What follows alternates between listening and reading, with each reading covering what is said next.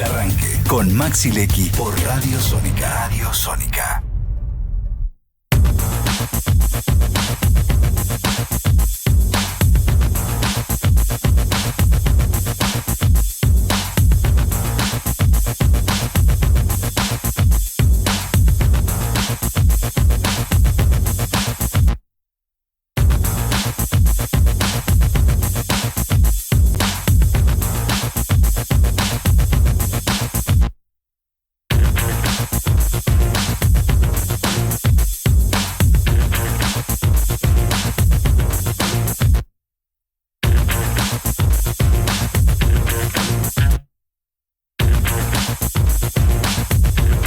Bueno, a las 11:15 de la mañana en la República Argentina seguimos desde los estudios centrales de Radio Sónica. Aquí nos pueden ver, seguir y escuchar en Radio Sónica. Se suscriben al canal y ven todas las vicisitudes de lo que va sucediendo. Acá estamos con todo el equipo del Arranque, con Josefina, con Coqui, y seguimos analizando la realidad después de todos los números que nos ha traído la jornada electoral de ayer. Vamos a sumar a esta mesa y a este análisis al querido Hernán Harris, que hace tiempo que no lo veo, pero él sabe el cariño y la estima profesional que le tengo. Es una persona que sabe muchísimo, que está permanentemente ávido de la realidad.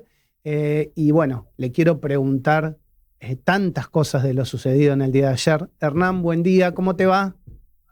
Hola Maxi, buen día, ¿cómo están? Un saludo para todos, para José, para Coqui ahí en el piso. Placer como siempre reencontrarnos, así que te mando un abrazo y un beso grande a la mesa. Bueno, Hernán, ¿qué pasó en el día de ayer? Yo decía más que de esto es un cisne negro, pero me parece que para el peronismo. Absolutamente, vos lo dijiste bien. Un cisne negro no lo esperaba el peronismo, no lo esperaba la Libertad Avanza tampoco. Puntualmente en distritos. Y voy a hacer foco, por supuesto, en la provincia de Buenos Aires, pero sin dejar de lado también Córdoba y Santa Fe, sí, ¿no? Que ahí se planteaba otra cuestión con la irrupción de Provincias Unidas, este frente conformado por gobernadores, entre otros por Yarlora, por Puyaro, por Nacho Torres, por Claudio Vidal y demás, pero que no obtuvo un resultado bueno, más bien tuvo un resultado muy malo. Pero acá lo primordial es el resultado de la Libertad Avanza. Y sobre todo hago hincapié, por supuesto, en la provincia de Buenos Aires, Maxi, porque teníamos el antecedente de lo que fue el 7 de septiembre. Si bien fue una elección provincial, el peronismo obtuvo una diferencia de 14 puntos. Claro. Y mismo desde la Libertad Avanza hablaban de la importancia de achicar la diferencia. Jamás imaginaron un escenario con un Santilli un punto y pico arriba del candidato Tayana, más teniendo en cuenta lo que sucedió en el gobierno puertas para adentro, ¿no? Porque veníamos de los audios españolos, veníamos del caso experta, además que desde el gobierno tenía información que esperaban que no fuera a votar para mantenerlo alejado. Recordemos que además estaba en la boleta en la provincia de Buenos Aires. Y te digo, lo mismo con Españolo. Se esperaba que no fuera a votar, porque yo tenía la información que Españolo quería ir. Y ya sabían dónde iba a ir a votar. Y alguien le dijo, che, no vaya porque no es conveniente. No es conveniente que aparezcas. Absolutamente. Pero vos fíjate algo que me parece importante, porque hoy escucho por todos lados destacar los 18 días de Santilli en la provincia de Buenos Aires. Digo estos 18 días desde que fue el caso Esper y que finalmente quedó como primero en la lista.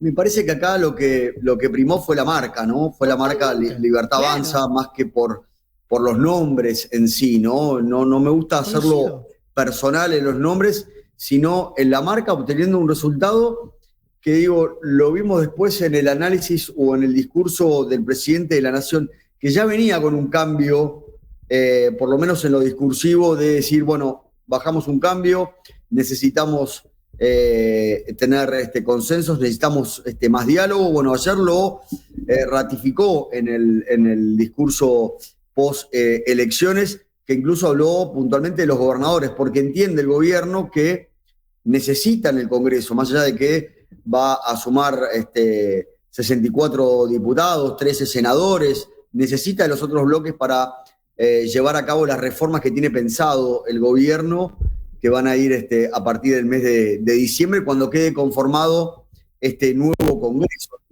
José. ¿Cómo estás, Hernán?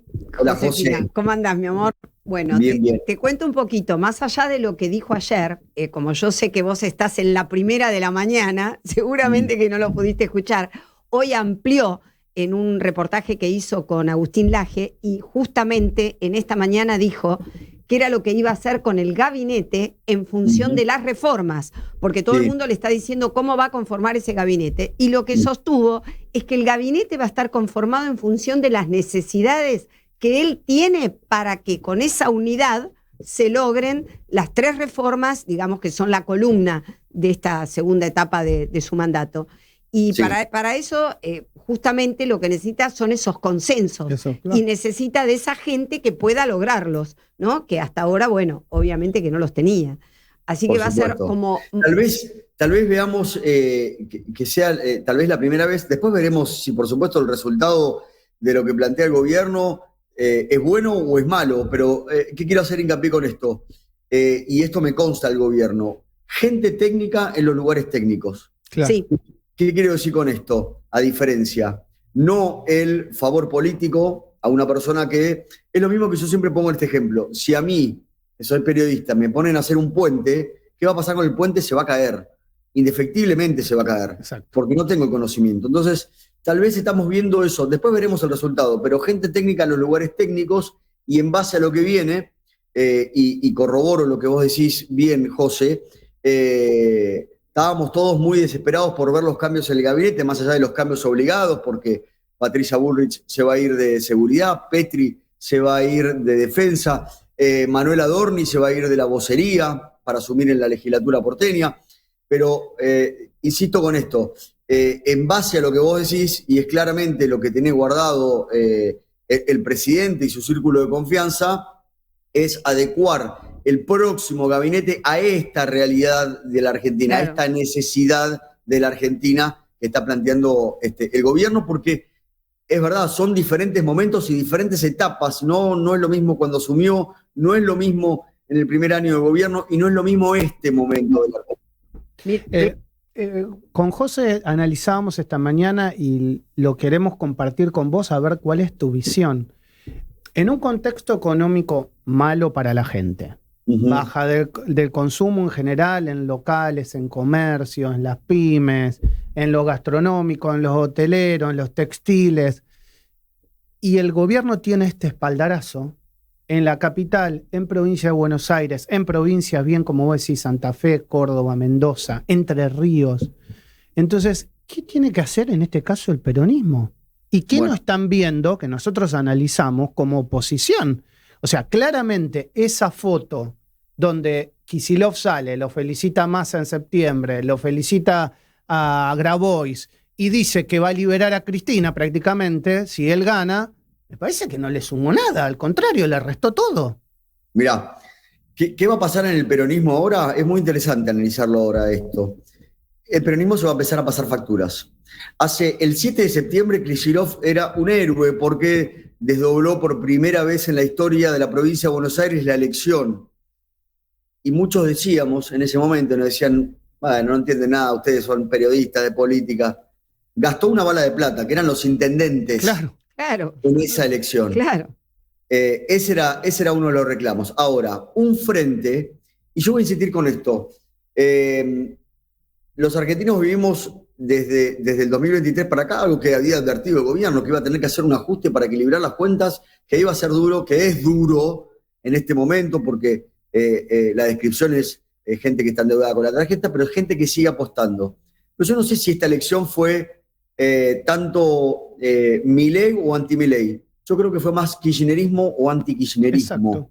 Me parece que por ahí pasa la cuestión. Del otro lado, veíamos un frente, y lo vimos bien claro en la conformación de la lista antes del 7 de septiembre, que hasta las 10 de la noche estaban amenazando con irse, que se cortó la luz, casualmente se cortó la luz en el año 2025, y entonces estábamos viendo un frente conformado a base, y lo voy a decir claro, pues que me caigan, no me importa, a base de la extorsión, un Grabois extorsionando con irse para meter más gente, y eso y ayer lo vimos, les voy a dar imágenes de ayer de lo que fue el cierre del peronismo. Sí, estuvimos hablando justo. Dale.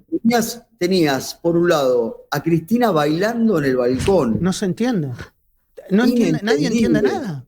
¿Y sabes dónde lo entiendo yo, Maxi? Y con esto, ¿qué te quiero decir? Que el peronismo, no hoy, con el resultado de hoy, el peronismo, desde lo que fue la conformación de esa lista, si el peronismo estuviera tan bien, Jorge Tayana nunca hubiera sido el candidato. Jamás hubiera sido el candidato de esta elección. Era el que menos problema interno traía, simplemente eso. Hoy el peronismo, pero digo, no lo digo con el resultado de hoy, lo digo con lo que fue el armado, está roto. Y se vio ayer claramente, y lo dejó expuesto Cristina bailando en el balcón, pero no era festejando el triunfo de Milei, era festejando la derrota de Kicillof. Clara y puntual, apuntó ahí. Y después tenías un Kicillof, y fíjense la gestualidad, que es muy importante esto. Sí, claro. Fíjense atrás, estaba un Máximo Kirchner que miraba para los costados, tal vez sin entender el momento, un Sergio Massa impávido, un Grabois también en la misma circunstancia, y un Kicillof tratando de minimizar de alguna manera o tratar de amortizar un resultado que, insisto, es catastrófico. Ahora, ¿esto le da un cheque en blanco al gobierno? No, de ninguna manera le da un cheque en blanco. Si el gobierno no aprendió del 7 de septiembre de que no se puede llevar puestos a quienes tenía buena relación, de que la política es negociar, y cuando digo negociar no es una mala palabra, y no estoy hablando, negociar es buscar consensos, ¿no? Acá tenemos en la Argentina la palabra negociar como algo malo. Entonces, después de ese golpe, más los golpes autoinfligidos propios de errores en su gestión, que mismo incluso el presidente de la Nación ha llegado a admitir, si no aprendió de eso y se malentona con este triunfo, bueno, vuelve a pasar lo mismo. Entonces, me parece importante el discurso de ayer de Milei, tranquilizador, conciliador y buscando generar puentes que alguna vez los tuvo, porque ese pacto de mayo que hoy quieren cumplir, bueno, alguna vez lo tuvo. Lo mismo con sus socios del PRO, ha tenido mucho consenso, ahí han votado la ley bases, el paquete fiscal, y después esas relaciones las rompió, vaya a saber uno por creérsela, por soberbias. Creo que la elección en la capital federal con ese triunfo imponente de Manuel Adorni tal vez mareó a alguien, me parece que lo entendió.